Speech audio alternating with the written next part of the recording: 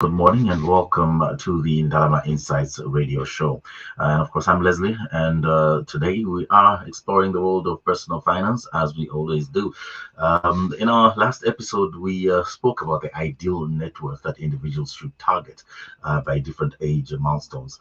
And of course, our guest, Mukonke of Insight Partners Africa, sort of outlined how establishing these net worth goals paves the way for financial stability as well as growth. Towards the end of our conversation, Mokonki touched on strategies for those finding themselves lagging behind the benchmarks for their age group. And as promised, we're dedicating today's episode to a deeper dive on catching up and building strong financial foundations. With us today in the studio is Mokonki Mukonkela once again to offer practical steps for getting your finances on track. Good morning, Mokonki, and welcome to the show. Good morning, Leslie. How are you? Very well, thank you. And how are you? I'm fine, thanks. And good morning to the viewers online and the listeners on radio. Definitely. Now today's show, is we talked about it last week, and when it comes to issues of net worth, they can be very depressing if you've reached a certain age and you feel like you're not really up there and catching up. Huh? Yes. But let's start by addressing mindset, though. When you're behind financially, what shifts in thinking or attitude can empower someone to sort of take productive action? Thank you, Leslie. So the first thing you need to realize is getting financial independence is really hard. It is not easy. And I really do understand the challenge that many of us are faced with, or challenges that we are faced with. But for a start, you really need to work on your mindset. You need to be positive about what you're trying to do. So be optimistic. Don't feel hopeless in the situation you are in. I encourage you to have a very open-minded mindset. So be very optimistic that you are going to get out of this as long as you are aware where you are. And so this is the kind of mindset I would love to encourage you to embrace. And also don't push responsibility to anyone else. Be responsible for the situation you are in, because that's the only way you take corrective action so that you start, gaining financial independence and accumulating or saving money and investing it, and that will give you a better lifestyle. So that's the kind of mindset I would like to encourage you to start with. These things are not easy. I mean, saving annual salary in investments is not easy, because I believe that at the same time you have to also ensure that you are meeting your day-to-day needs. So how do you then save an annual salary at the same time meet your day-to-day needs? And this is what we are trying to look at in today's episode, Leslie. Okay, now let's get straight into it. For individuals lagging behind, Mm-hmm. what are the effective, doable strategies that our listeners can employ to start catching up? Thanks, Leslie. So for those that are listening and that are really, interested in how do I catch up if I'm lagging behind, there's some strategies that you can adopt, and they're pretty simple if you really think about them. Basically, there are two ways in which we can control our finances, Leslie. So you can either increase your income or you can reduce your expenses. So let's start with the reducing of expenses bit. So if you find that you're lagging behind, one of the best ways for you to catch up quickly is to review how you spend your money and target non-essential expenditure. So you know yourself. Just review your lifestyle. Which areas can you target? Can you cut off from in terms of expenditure? I like to give an example of the TV subscription, right? For many of us, we spend majority of our time at work, especially if you don't have kids. And for our kids, all they are interested in is cartoons. And unless otherwise.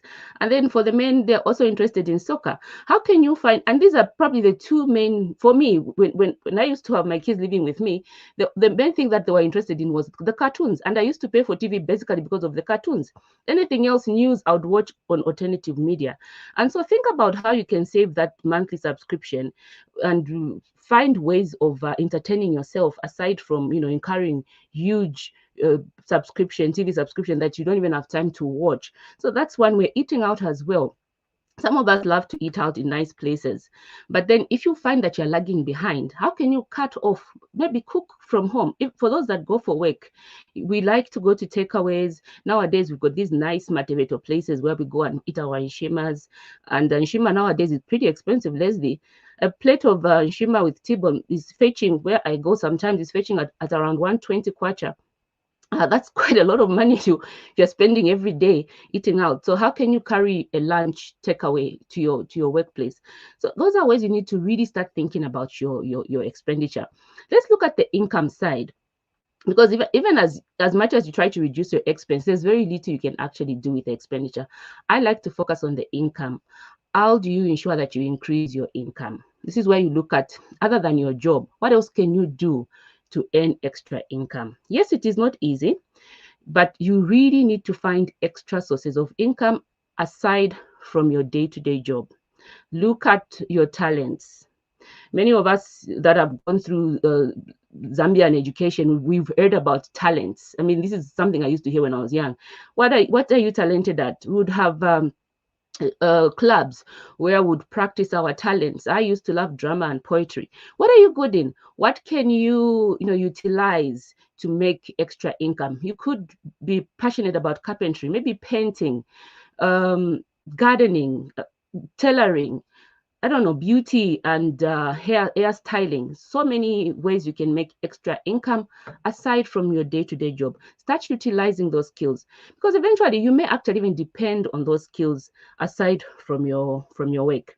And the third strategy I would love to advise you is to invest your money. So even as you save money, you always need to have an investment strategy. We've covered quite a lot of investment vehicles that you can utilize. Consider investing your money, because eventually that is how you grow your money. I received a question from a gentleman which was very interesting. He said, Nkonki, what you're saying sounds really interesting, but let's look at it practically.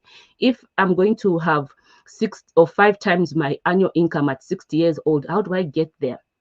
Which is why you need to start early. And we are not saying that at 60 years, that's when you should double your income. You need to have started earlier, because you can then utilize the power of compounding. Because the more you save money and invest it, we expect it to earn returns. And as long as you don't withdraw the money and spend it, we expect your money to start compounding eventually. And that's how you get to meet these targets that we were discussing last week. And finally, for those of you that have incurred debt, you need to ensure that you weed out debt, because debt is going to deter you from achieving your overall goals. Debt is going to prevent you from achieving your goals. So you definitely need to ensure that you are paying off your high interest debt, because if you don't, it's more like the weed that grows in the garden, right? It is affecting the yield. For farmers, I think they understand this. My mom is a farm, and I remember when we were young, she used to take us to the farm. She would talk about decompound. Decompound is the fertilizer that is put to grow the maize, and then the weed, after we put the fertilizer, all of a sudden the weeds would pop up from nowhere. So that is how you can look at debt as well. It's like weed that is preventing you from accumulating your yield, and you need to weed it out if you're going to start saving the money and hitting your targets, as we discussed last week, Leslie. All Yeah. right. Very interesting indeed. Now, these are valuable strategies we're looking at in Kongi. But individuals facing financial challenges may encounter obstacles along the way. What are some of the common challenges they might face, and how can they overcome them? Thank you, Leslie. So there seems to be an echo now that you're online with me. I hope we can resolve it very soon. You probably need to reduce the volume on your laptop. But yes, Okay, on my laptop. So I've removed the volume on my laptop. I hope everybody can hear me. So what common challenges do individuals face? There are a lot of challenges, Leslie, and we know them. First of all, for me personally, it is the inconsistent income. My income is not regular, because I run a business, right? And so if I don't have sales in a particular month or in a particular day, a particular week, I am going to have inconsistent or irregular income. And for investing, this is not a good thing. You want to be consistent with your revenue. And so for me, something I'm trying to work on really hard this year is to ensure that I've got a consistent or regular income source that I can depend on reliably. For others, some challenges might be lifestyle adjustments. I mean, for you to attain financial freedom, you need to adjust your life somehow, Leslie. And that doesn't mean that you should not enjoy your life at the moment. I believe that you should not save money to enjoy old age. I want to enjoy my money while I'm young. I don't want to wait until 60 and 70 when I don't even have the energy. I want to enjoy it while I'm young. But you also need to balance the two. So even as you are enjoying yourself, you should also look at saving for when you don't have that energy to work, which is what this whole discussion is about. So lifestyle changes are definitely needed for those of us that are fortunate to have employers that are good enough to increase our salaries every year. How about not adjusting our lifestyle accordingly? Because many people, whenever they receive a salary increment or a promotion, they also upgrade their lifestyle. I used to live in North Mid, and all of a sudden, because I've been promoted, I'm now director of finance somewhere. I want to live in Kablonga, and that will just increase my expenses. So if I want to meet my targets, let me stay where I am, even with my increased promotion, and spend the money on investing. Debt burdens, I mean, I spoke about debt already. So debt is a big hindrance or deterrent to attaining your financial freedom. So that is something you need to have a clear plan on as well.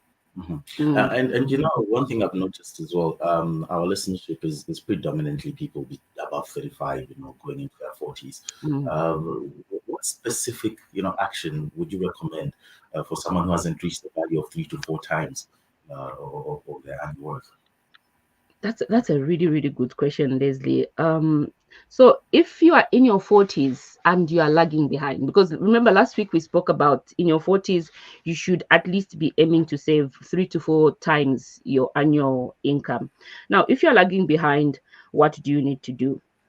You need to be aggressive with your saving and investing, and also be strict on yourself in terms of how you spend your money.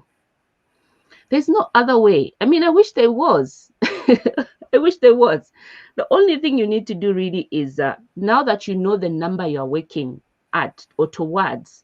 So if let's say your annual income is let's say if monthly you get paid 15,000 kwacha. So what we are trying to say is every year you should be saving at least 180 and investing that 180. Now, with that on that 15,000 you also need to live, so you need to really be aggressive in terms of your savings. So this 10%, I'll save 10% of my salary, or I'll save 20% of my salary. You need to relook at that and become really aggressive if you can. You've heard of people that are referred to as frugal or minimalists. They live very frugal lives. They live on the minimum. How possible is that for you? How can you implement this even with your family and with your children, so that you know at the end of the day what you're trying to achieve? And so for me, there's no other way other than discipline and being extremely frugal, extremely. Uh, you need to start investing and aggressive. Mhm. Mm. Now, I guess it's more of like you punish yourself for a little bit, Yes, because this is like a year, 2 years. You should be getting back on track. So you sort of punish yourself a little bit for a short while. yes, that's very true. Very interesting. But now let's talk about someone nearing retirement who feels that Mm. they've not saved enough. What can they do?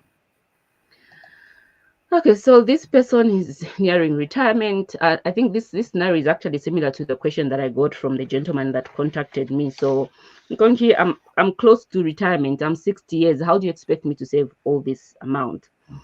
I think evaluate how much you need upon retirement.